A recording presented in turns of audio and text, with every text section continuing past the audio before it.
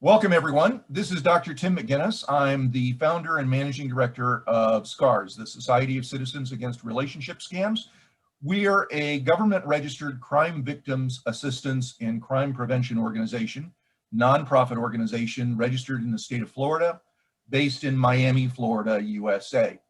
Joining me today, we're going to be interviewing Robert Hyde, who is himself an impersonation victim, who has had his photos stolen and used by scammers. Joining me today is another SCARS director and herself a romance scam survivor, Debbie Montgomery Johnson. Say hello, Debbie. Hello, everybody. Okay, so Robert, you are joined with your lovely wife, Ellen, is that right? Yes. All right, thank you for joining us today. This interview is being recorded and I want to make sure that we have your permission to go forward with the recording? Absolutely, yes. Thank you so much. Robert, it is my understanding, as has been reported to us by one of our volunteers, Liz, that you are an impersonation victim, that scammers have been stealing your identity, your photographs, and posting them online to create fake profiles on Facebook and elsewhere. What can you tell us about what has been going on, what you've discovered? Oh boy, so I guess it's been going on for quite some time before I even knew about it, because some of the very first pictures were from way back when I was using MySpace to communicate with friends. So a lot of those pictures were out there then, I guess.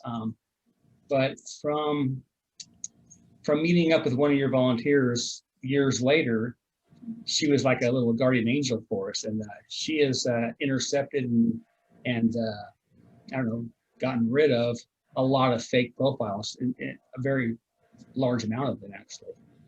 I don't really, I mean, So obviously the impact on you is someone out there, well, more than one someone, because scammers work in cartels and gangs that range in size from a couple, maybe half a dozen, all the way up to literally tens of thousands.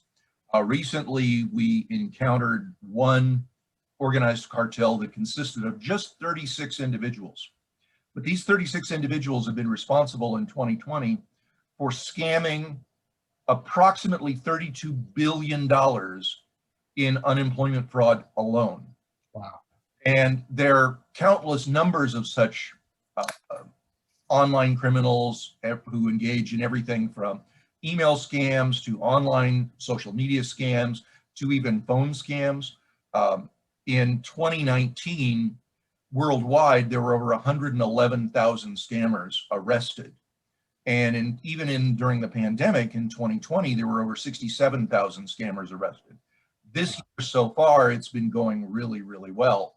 Unfortunately, the United States has been a little lax in its focus, but 2020 was the year that most of the globe really got religion when it came to cyber crimes. Can you talk about the impact on you and your family as these scammers are out there stealing your identity and impacting your good name and your reputation? Yeah, so there's been a few incidences of that I knew of before I even met or got acquainted with that your volunteer Liz. Yeah. So there's been instances back in like 2007, 2008, and I think we touched briefly on the phone, pre-interview. While I was in country, I was on mission, and we all carry as an embedded trainer a higher security clearance than normal. Mm-hmm. And after the first deployment, I had 3 back-to-back, and then a small break, and then a 4th. But when I came back from on the 1st to 2nd, I was downgraded to just a plain secret security clearance with no cause. And that was after you came back from your deployment in Afghanistan? Yes, yes. And it's like, we always carry top secret or more. Mm-hmm. And when I came back, they just said, hey, by the way, your security clearance is getting downgraded. You still do everything your job has, but you just can't be on the top secret net, for information, whatever. And there was no explanation at all. Many years later, I found out that one of the scammers was in the same area as I was, and he was impersonating me online and through other channels with my photos and stuff like that. And that was a security measure which affected me, because when I got out after my deployments, I was on the website for like securityjobs.com, like that, and they were saying, well, you've been downgraded, we can't hire you, you've been downgraded, and there was no cause, no reason. So that was just kind of a disheartening it happening, I guess. So as a result of the impersonation, you were physically and financially affected. Oh, absolutely, yeah. Loss of employment opportunities. Yes, absolutely. And like I said, years later, we found this out. It wasn't through the direct military channel. I just put 2 and 2 together for timing, you know. So I used to have security clearances, and they never told you that your clearance had been downgraded. They just did it. Yeah, they just did it. They said, sign this, sign here, you're good. Keep And doing that, what you're doing. how long after that did you go off active duty? Did you retire? Let's see, that was in 2008. And then I got out in 12. So that was, another 4 years to go. So for 4 years, you didn't have that additional security clearance. Right. So I couldn't continue in that. Well, the job was locked in at that certain rank anyways. You can't go above or below that. You're always stuck at that rank. Right. It's a great job. Okay. So Could you approximate what this might have done to you financially in terms of the loss of income?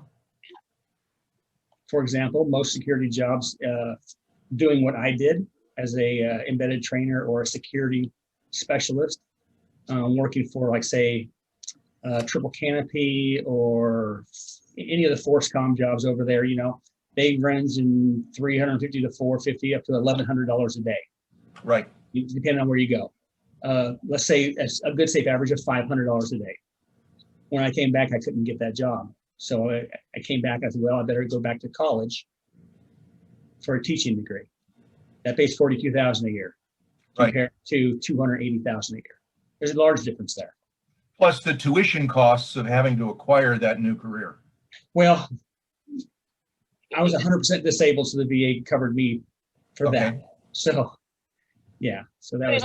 He lost his contractor ability. I lost my contractor abilities. Jobs, Yeah, those are a lot. I worked for AISC at over $400 a day, and it's like, what can you do?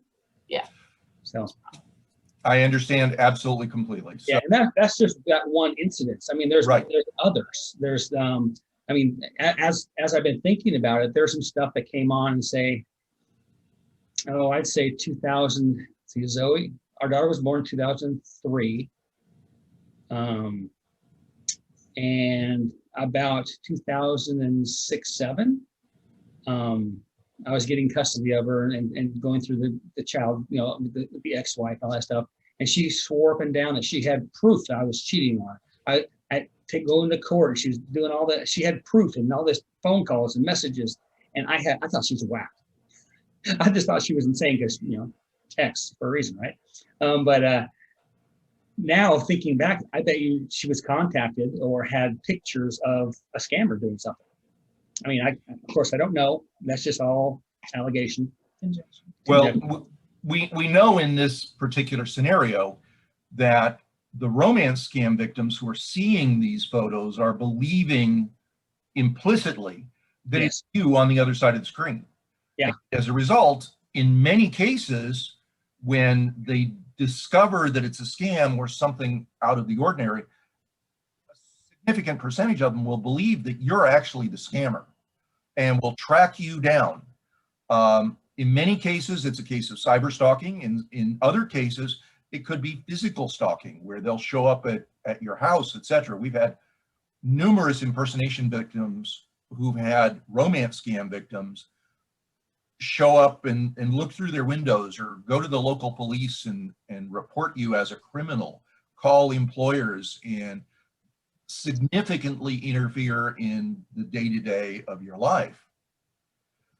Did you ever hear from the local police that people had been reporting you? I guess kind of, because at one time, me and my friend were down there, and this was after the divorce, and I was in college and stuff like that. And we went downtown to have a few beers and celebrate. And we left the truck overnight and took an Uber home, and I figured I'll go down the next morning. And the next morning I came back and there's over $6,000 of damage to my truck with being all keyed up and cheater and gouged in it and everything else. I was like, well, that's just unfortunate. I mean, what can you do? I was like, well, this is just, and we were from a small town, about 40,000 people max, including the college. So it's not too many people would know my truck. I mean, I don't go downtown a lot, but, and I was on a pretty good rapport with the police there. I knew a lot of them, and I never had anybody say, hey, something's been reported about you, this and that, one way or another, because, I kind of knew of quite a few of them. We graduated the same class, and one of our classmates was a police, or he's a motorcycle cop here in town. So, so that was pretty cool knowing him, and then there's other issues that arose. Like one time we were sitting down watching TV. Well, I think Ellen could probably tell us better than I can, but we were literally sitting there next to each other on the couch watching the show. And this woman started messaging on instant messenger, and she says, your husband's a cheater. And I'm like, who are you and why are you talking to me? And she proceeded to tell me that she was literally right then and there talking to him via messenger. And I could not explain enough for her to understand. I said, no, he's sitting right next to me and his phone's back on the charger. He doesn't even have his phone. Because she was saying right now he's texting me. And how did she find you? I'm not sure. She probably looked up and saw that there was an additional Facebook profile that had the same picture, and then saw that we were married in that one.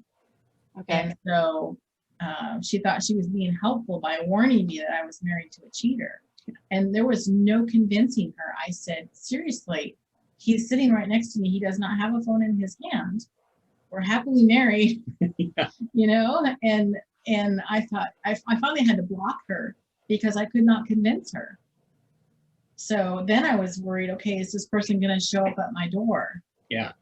And so there was a few years of, looking over my shoulder quite a bit. Can I ask you a question? What did the military ever give you any guidance on what you could or couldn't put up on social media? Could you have social media accounts? Yeah, so that was funny because that was, everybody had their laptops, and I mean, there are guidances on what you can. I mean, it's OPSEC, it's security, right? So they tell you can't post, hey, we're going on maneuvers, we're going to go over here, we're going to go, take out al-Baghdadi or whatever, you can't post that movement stuff. I mean, you just can't do that. And that's normal training you get every year in the military, like clockwork. You get all these classes every year. But there are things that you can post that people don't even think about because all pictures have metadata.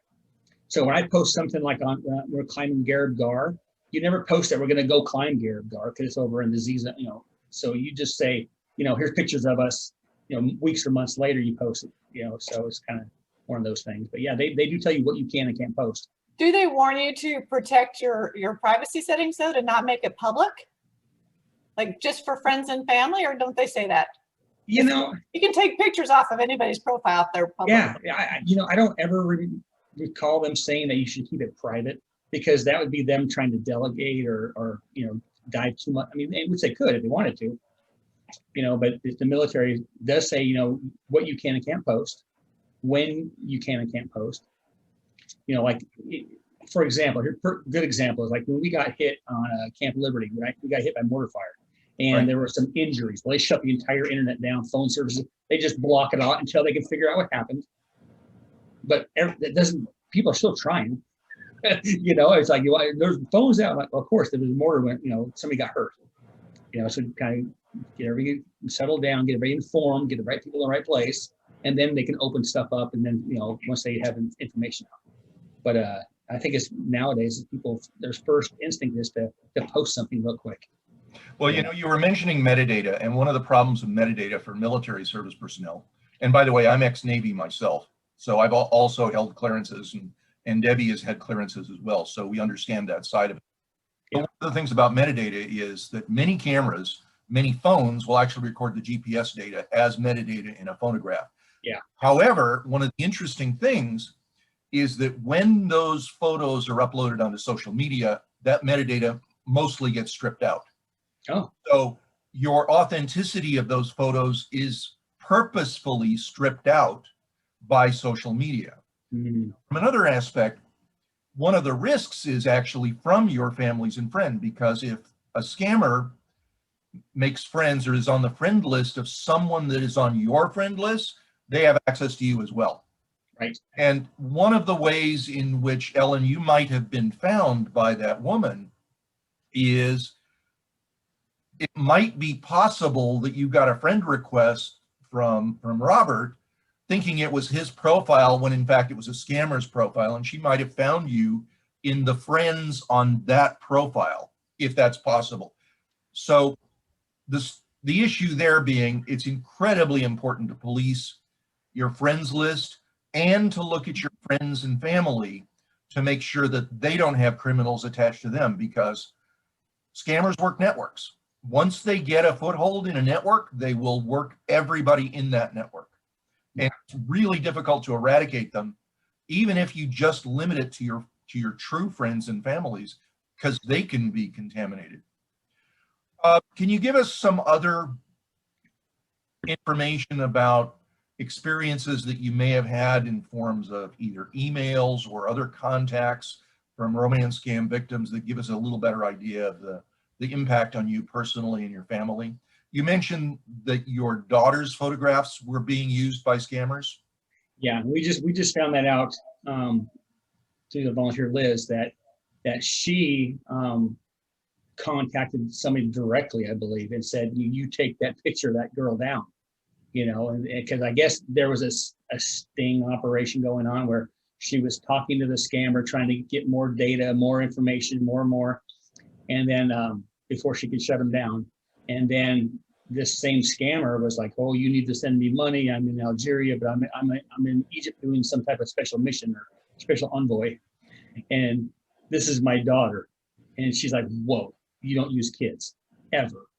Right. And that, I guess that got taken down quick, but they're popping up again. As we saw right before we started the conference, we showed you the one with me and Zoe. So. We have a very strong set of ethical standards for our organization, and one of the things that we, of course, prohibit is the display of any photographs of children whatsoever. Right. Yeah. Not only because it's just morally reprehensible, and unfortunately, there are countless amateurs out there that spread those around like crazy. Yes. Making it easier for the scammers to do their job, because they just go to one of those amateur groups and they can find all the photos they want. Without appropriate disclaimers and watermarking, etc. Yeah. Go ahead. So Ellen just quickly reminded me also. So recently, our daughter was talking to a boy of some age, we don't know, but he was, really working her, grooming. How old her. is she? She just turned well, she'll be 18 in September, so she's 17. This started when she was about 16 and a half. Right. And he was a homeless guy over in Jakarta or someplace like that, or in Europe. She wasn't sure, and he was going to commit suicide. He was going to do all that, and I didn't know anything about her talking. Pretending. He was pretending to be a teenager. Right. Of course. So finally, pretending is too kind a word. He was scamming and manipulating her. Yes. And when I got a hold of the phone, I started texting him saying, this is who I am, and you better just come clean, because, this, I know better. Then his words went from adolescent to mature. Right. And started saying all kinds of filthy, of course, when they get caught, they get mad, they get filthy, and I just said, listen here, buddy, if I ever get a plane ticket, I'm gonna come talk to you. What platform was your daughter on? That was on Snapchat. And that's horrible. And Insta, and then the kids are using Discord, which is a voice server now, and it's a free service that they're just putting everything out. So that's and I talked to her about it, and now she's a lot more informed. So I was like, and then I showed her what the guy was texting back and forth. I said, this guy was a scammer. This guy was trying to get to me or mom or you or whatever as a group through you. And I explained that to her finally. And she, And it really scared her. Yeah. It really scared her. Good. right? It's unfortunate that, you know, she had that traumatic experience, but a little bit of fear goes a long way to modifying behaviors towards being Yeah. careful. Yeah. And one of the things that we are discovering is that the fastest growing demographic for scam victims of all types is actually that 10 or 11-year-old all the way up into the mid 20s. Yeah. Because they believe they're so invincible and they believe they understand the internet so explicitly. In Yeah. reality, they know almost nothing about the human greed that's behind it. Absolutely. And of course, all of these platforms do almost nothing to police themselves.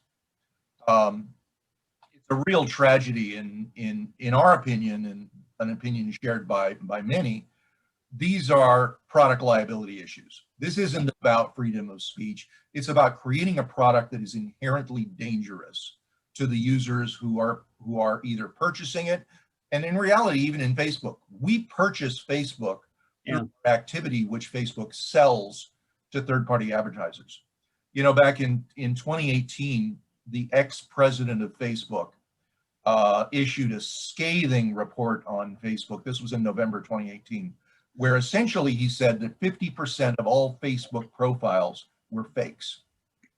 If you can imagine, It's unreal. over 1.3, 1.4 billion profiles.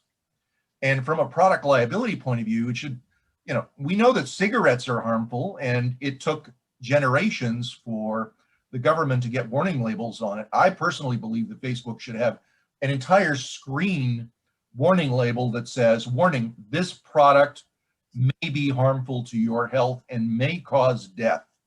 Yeah. Because sadly, there's anywhere from about 12 to 20 romance scam victims a day, based on our own analysis, who take their lives as a result of these scams, and potentially much more. Oh yeah. I mean, I wish there was something they could do under like the cyberbullying laws. I mean, to coalesce them into helping these kids, because with all this social media, there's a nonstop barrage. I mean, back in the day, bullies, they're in school. There was no internet for us. We could just go home. I had to go feed the cows, right? So I just went home. So, or you build up your courage and go and punch them. But I do want to say that too. But yeah, that's okay. I had one of those experiences myself, where I was, bullied for a year and finally screwed up the courage. And the proudest day of my life was when me and the bully went into the principal's office, and we both got paddles, because it was my badge of honor and his badge of shame. But regardless of that, that's right. One of the other things that always concerns us, particularly when there's utilization of photos of children, the internet never forgets anything. Right. And has your daughter expressed any concern about her photos showing up like this? No, I don't think so. I'm gonna show her to her. She's at work right now. We got her a cute little job for her starter job. So she's working today for about 4 hours. But when she gets home, we'll show her these profiles popping up again and let her know. She doesn't like social media. She likes Instagram. She likes Instagram and then Pinterest. She likes to follow stuff. Right. But she doesn't do much Facebook at all. So I will show her again. I think it bothers her more than she lets on. Oh yeah. Just because of that incident with that, that kid claiming to be a kid. Yeah. That made her retreat a little bit more and not post as much. She's hardly ever on Facebook anymore, because it affected her. She's more choosy about who she allows to see her stuff. So. Yeah. Thank you for speaking up and telling her that, though, because I've had other parents come to me and say, they know my story, and they're like, Deb, we think that our daughter might be talking to this young man who's really not a young man, but it's so anonymous. They don't put pictures. They just go by avatars, and they say they might be in Connecticut and we live in Florida. And one fella's had his daughter call me, And I'm like, look, you don't need another mother telling you what to do or what not to do. I said, let me just tell you what happened to me and watch for these signs. Look and see if you disengage, if he gets angry at you. And you're saying, you know, if you call them on it, they're going to get angry. Just see. And then say, you know, most teenagers want to show their pictures. So why aren't you showing me what you look like? Right. And just ask those questions, but they're not going to, because they just want to be loved and liked, and you know, they want friends. But if they knew more about it, and that's what we're all about, is I always say, be aware and beware. Yeah. Well, And and she kept that secret from us. Yeah. For quite a long time. Year and a half. And or it's so. hard to track when they're on the other. I mean, you can look on a phone and you can say, okay, well, here's your emails and here's your texts and here's your Facebook. But there are so many other avenues out there that she kept them hidden. Yeah. And she only let us see what she wanted us to see. So we had to do a little, you know, detective work to even find it. Yeah. well, you have to be a parent. And Tim, weren't we on TikTok? Didn't you do TikTok and it's like gone after a certain period of time? No, our TikTok videos are permanent, but they're all What videos are in there? Snapchat fades away. Snapchat. Well, they're supposed to, but they got to go somewhere, right? Yeah. So, But they just don't know, and they don't, like Tim said, they feel invincible. They think they know better than we do, which they probably do in many respects. Well, in terms of awareness of the services and their general use, but the downside, no. You know, one of the things that we constantly encounter in the teens and tweens and 20s is the explosive growth of something called sextortion, where it starts off as hi, you know, a friendship, and then it can develop into a romance, and then it develops into something of more intimate nature.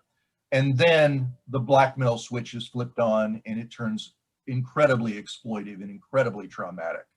You can just imagine. I can imagine. And that happens to, you know, people of every age.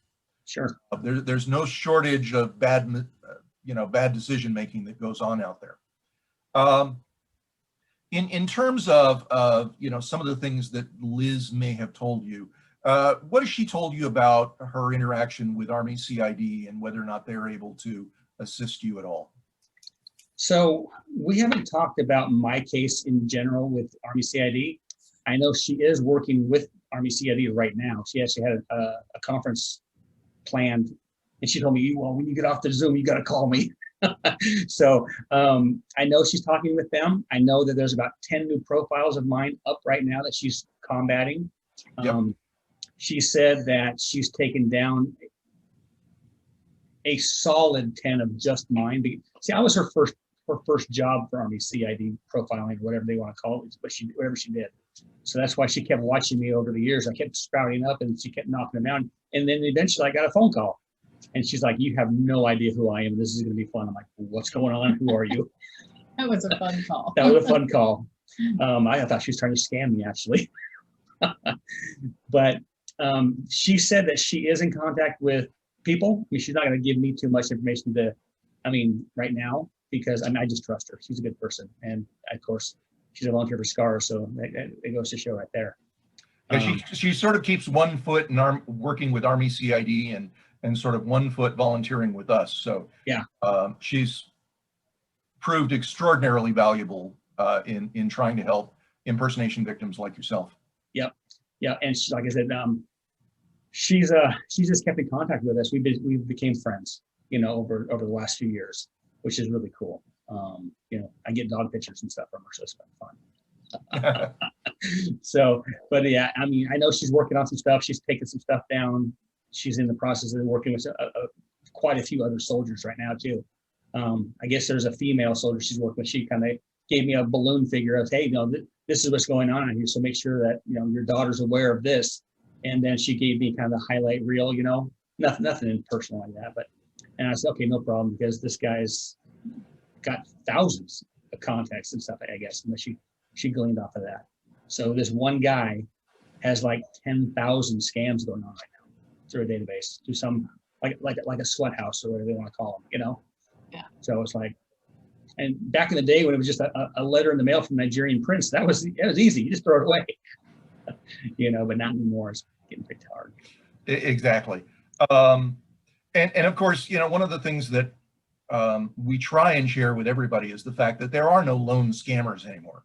Scammers work in teams and they have specific dedicated roles.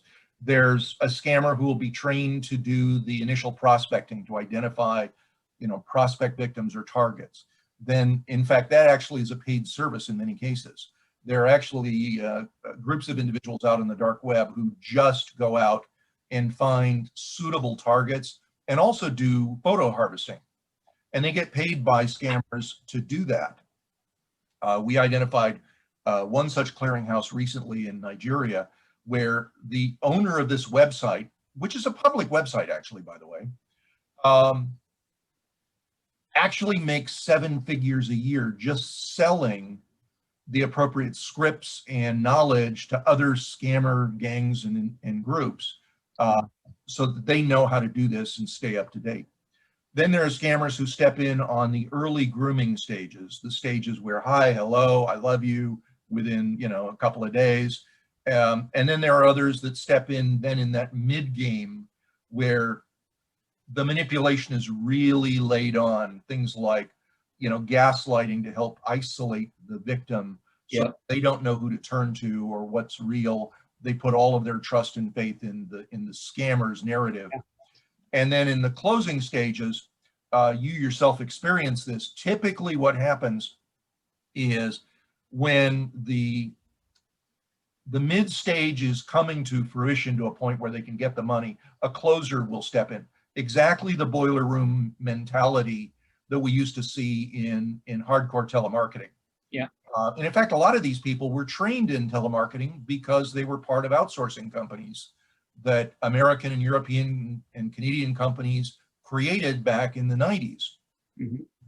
So, and then frequently what will happen is when the closer gets as much money as they possibly can, and then the victim is either out of money or doesn't want to pay, then they'll have an enforcer step in who will start with the threats, etc., to try to flip that victim into a fear mode where they'll send money just out of fear. And that works often. I can imagine. Have you've not spoken to your police about this issue yourself in terms of getting a protection order on file or alerting this? Not yet. No. Although after the pre-call, we spoke a little bit about that. I think that's a really, really good idea to kind of, especially with so much activity now. Right. I mean, people coming out of COVID, they're willing to do anything, right? They want to get out and do stuff. So scammers are going crazy. And with our friends saying that there's 10 active, I don't think I've ever had 10 active profiles targeting me ever. So this is kind of crazy. So we'll have to see how it goes, you know, so. And those are the only ones with your name. It's that you know of. That there are hundreds that use your photos. Yeah, because I'm pretty. Well, you're a good-looking man, and that's what they're looking for, and it's the trust in the uniform. So here's a couple of questions so that I mean, I'm former military, I get this. Okay. But women that I talk to that have not had anything to do with the military, when they get the call or the message from the guy, I need money to get home, my son needs money for something, can you help me with such and such, or all those needs that a big heart wants to help with. Does the military, doesn't the military pay for all of your needs when you're deployed? Would you be asking for anything? You would never ask for anything, in fact, because you get more money because you're deployed. You get double, right? You get everything double, and your family is covered for everything. I mean, you don't need braces. I mean, you're Title 10. If your kid needs braces, you take them to the Army to give them braces. I mean, you anything. If you need groceries, you know, oops, you're going to get groceries. They'll help you get food stamps, whatever. I mean, the Army will take care 100% of you while you're deployed. And when you get back, up to 5 years. I mean, there's 5 years of other stuff, residual stuff for each deployment or your last deployment. So you're not asking for phones. You're not asking for you're deployed. You have your phone, or you go buy a Haji phone, that they call it. You know, the little burner phone from the Haji store for $20 a month. They don't understand that, and that's why I wanted you to say it. You don't want for anything. In fact, everything is given to you, the soldier. There. I mean, you have 3 to 5 chow halls you can go to if you're on a good base, or you at one or you got an MRE, whatever. You still got food. You know, you're not going to need extra money because you have all of your money every month, plus all the extra combat pay, you know, all the stipends. It adds up a lot. I mean, most soldiers are getting a lot. I don't want to put a number on it because I don't know what they got, you know. If you're deployed and you have your laptop there and Mhm. you're on social media, are you able to just contact your family, or can you be on different social sites and be talking to women outside? I thought it was pretty clamped down on who you could No, talk to. actually, you know, so as an individual, the base will have an internet provider or two. You know how big the base is. Like Camp Victory had like 2 or 3 because it's so big, and there's different pods there. You know, there's Air Force, the Army, the Marines, and usually there's 1 or 2 or 3, and you just buy internet from them. It's open broadband, and it's up to you to have your own securities and stuff and all that stuff. I mean, so you can be on anything, anywhere, unless there are certain sites that they will block. So the IP can block it, right? So it's like a lot, like in 2009, I believe MySpace was getting blocked because of all the nude photos and all that stuff. And Afghanistan did not want any of that getting out in their public because they're very clamped down about female, right? And it's like they were shutting off 60 to 80% of all the sites you could go to because they had disclaimers. I couldn't read it because of Arabic, you know, but we knew what it meant. It meant, you know, you can't go there because they don't want you to. But in general, it's just wide open. One more question that's related to that. Are you familiar with the Uniform Code of Military Justice rule on photographing or photocopying military IDs? Well, yeah. I mean, you can't do it. You're not allowed to do it. I mean, you don't ever hold up your ID card and say, "Oh, here's this," and then turn it over. Oh, there's it. Oh, I'll copy my. No, you don't do that. No member of the active military or even a retired military would ever do that. No. Now there is a badge of honor when you get your VA card. You know, I got medical. Oh yeah. You know, I mean that, but there's nothing on it. Don't post that online, by the way. No. Or your vaccine certificate. Yeah. That's not, don't get me started. They're just like, you got your papers? Yeah. No. But they'll do that because we'll get copies of IDs, either passports, and if you're not looking at it, you're thinking, well, that's a passport. Look closely, and the name doesn't match the name. You know, the Right. doesn't match under the picture, and so they're trying to prove it. And the same with pictures that have your name. This just kills me. You get a picture of a guy in uniform, and his name is Adams, and his name online is Hyde. I'm like, Right? put 2 and 2 Or the together. wrong rank. It's Oh, like that's my nickname. Yeah, that's my nickname. So well, they're quick on their feet. They're slick talkers, right? I mean, that's how they. yeah, so we just have to make people aware that you know, look at those extra little things that Yeah. we as military would know, but otherwise they're looking from here up. Yeah. Good looking guy, my heart goes out to him. Yeah. And just to clarify, it is a criminal offense to take a photograph or a photocopy of a military ID. Absolutely. Yeah. Absolutely. Yeah. It's I think it's 5 years in prison, and I mean, and not just normal prison, like, you know, military prison. So. Yeah. I actually know that because when I came out of boot camp, this is, you know, back during the Spanish-American War. Okay.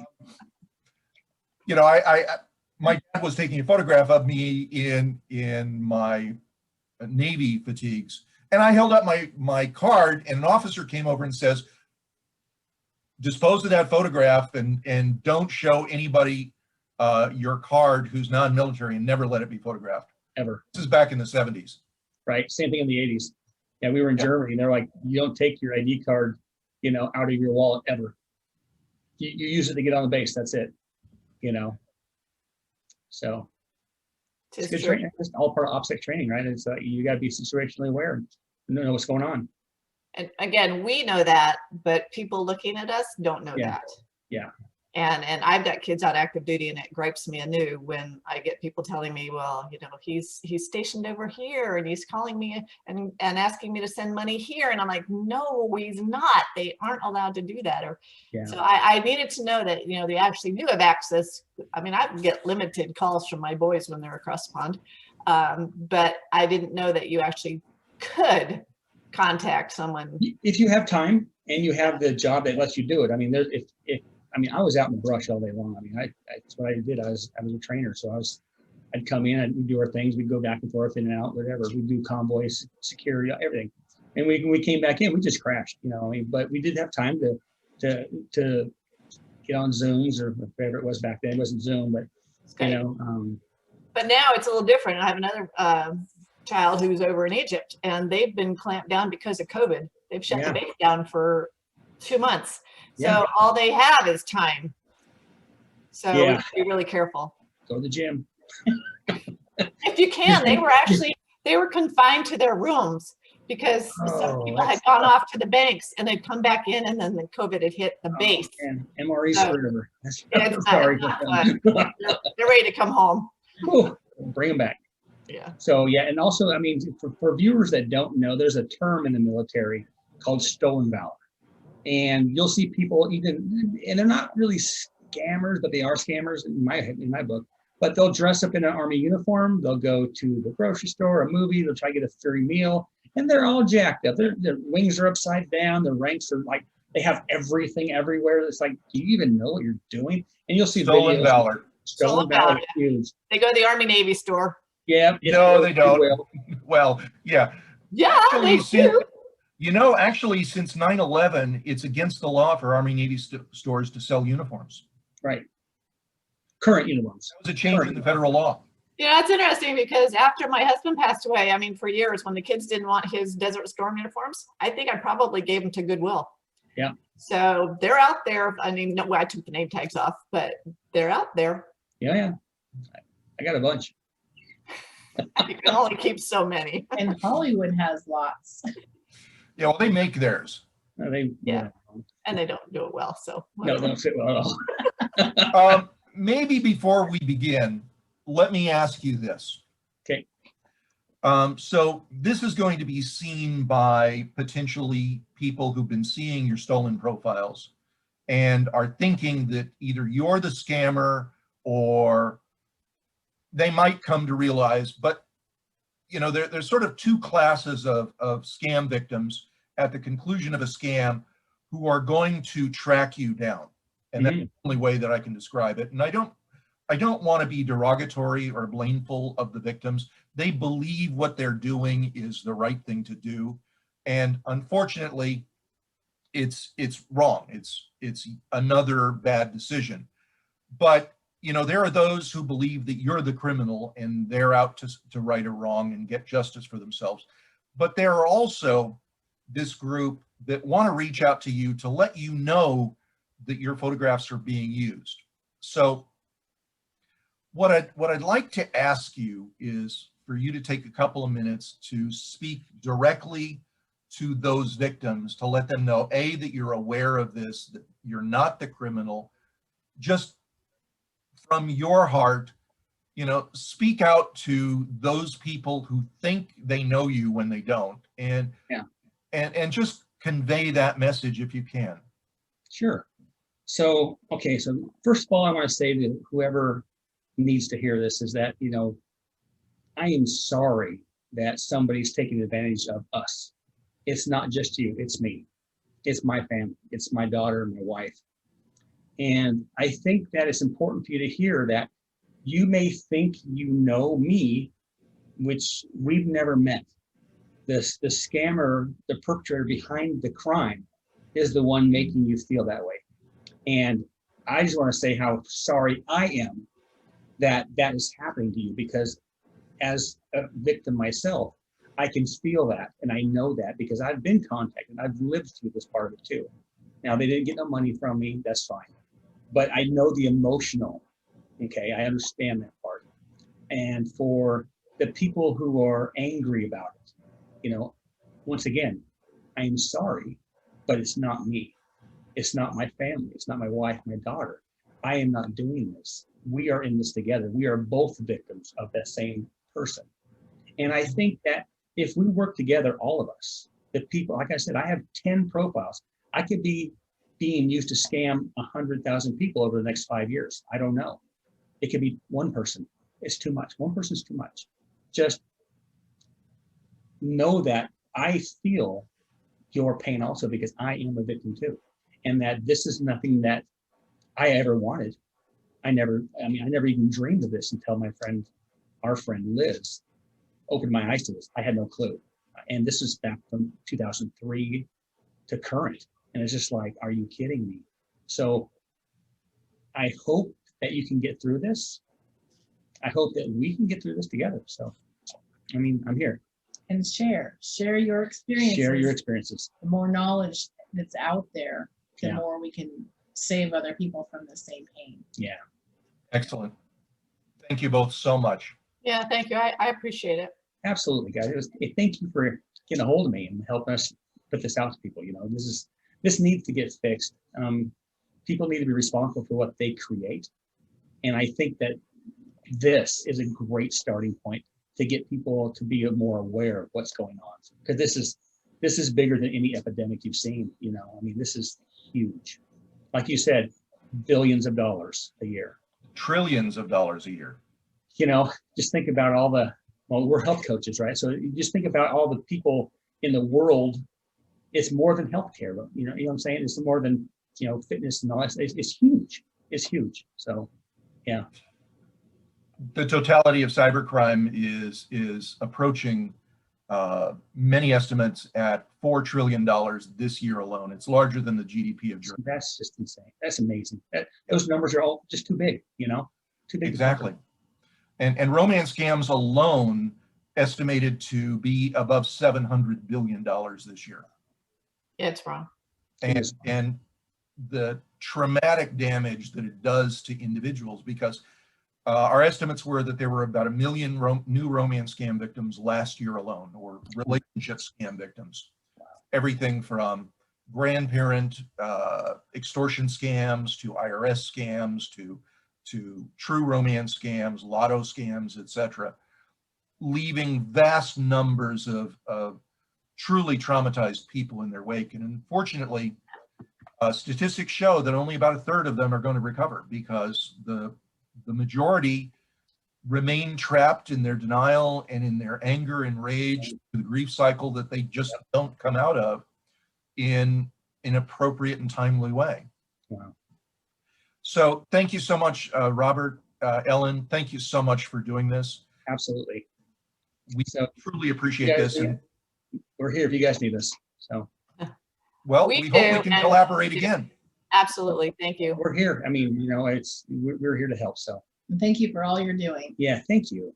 So, hi guys. Okay. Thanks, guys. So this has been an interview with Robert Hyde and his beautiful wife, Ellen, presented by the Society of Citizens Against Relationship Scams, SCARS. You can find out more about SCARS at our website, againstscams.org. Learn more about romance scams, both how to detect them, how to avoid them, and how to recover from them at romancescamsnow.com. And as always, report all scams, whether it involves financial loss or not.